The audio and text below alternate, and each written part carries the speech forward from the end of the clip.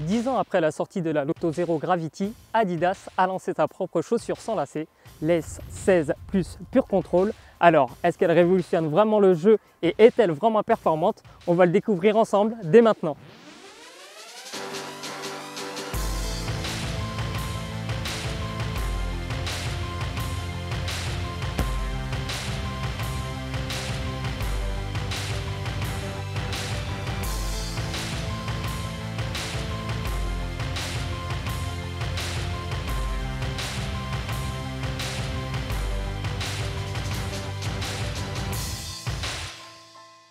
L'élément principal de cette nouvelle paire, c'est le Prime Knit. C'est un matériau très souple et très doux.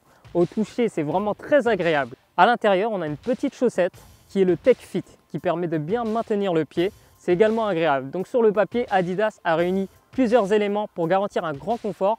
Cependant, j'ai trouvé que la paire serrait un peu trop le pied. Donc c'est une sensation qui disparaît après 10 minutes de jeu. Et c'est vrai que ça peut être déconcertant au départ quand on n'est pas habitué. Petit détail également, c'est le chaussage qui peut être délicat.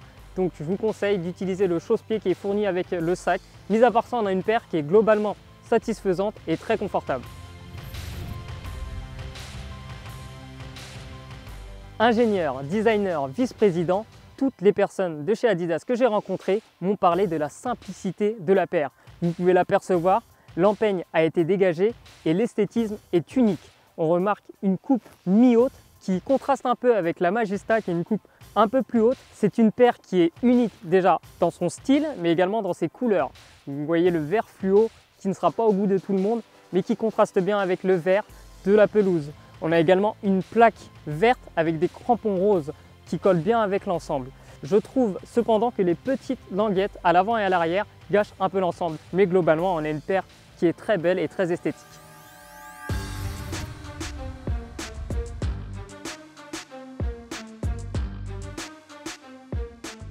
Alors la grande question, est-ce qu'on est bien maintenu dans cette chaussure sans lacets? Eh bien la réponse est oui. Je dois l'avouer, au début j'étais un peu perplexe. Mais au bout de quelques minutes de jeu, on oublie cette absence de lacets. Au départ, je pensais et j'avais l'impression que la paire se déchaussait à l'arrière, mais en fait non. Au bout de quelques minutes de jeu, j'ai très vite oublié cette sensation et je me suis senti très libre. Ce que j'ai énormément aimé également sur cette paire, c'est la présence du Sprint Frame qui avait été utilisé sur la F50, qui est une chaussure de vitesse. Du coup, on a une bonne réactivité, une bonne traction et un excellent retour d'énergie. On peut le voir, on a des appuis vraiment solides quand on porte la paire. Donc à ce niveau-là, pas grand chose à dire, c'est du très bon travail de la part d'Adidas.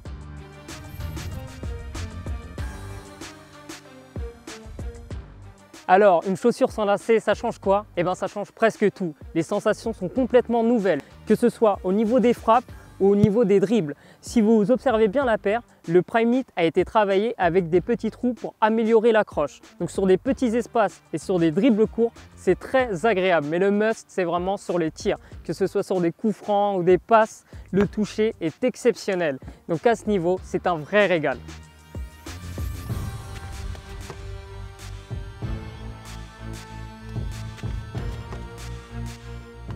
Au niveau de la durabilité, le Prime Knit a été renforcé avec une couche supplémentaire pour protéger l'empeigne.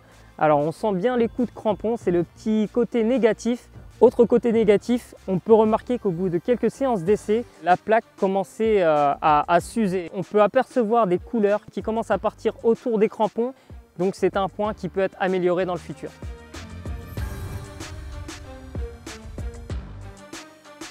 Au bout de 5 sessions d'essai, je dois dire que j'ai été bluffé par cette paire sans lacets.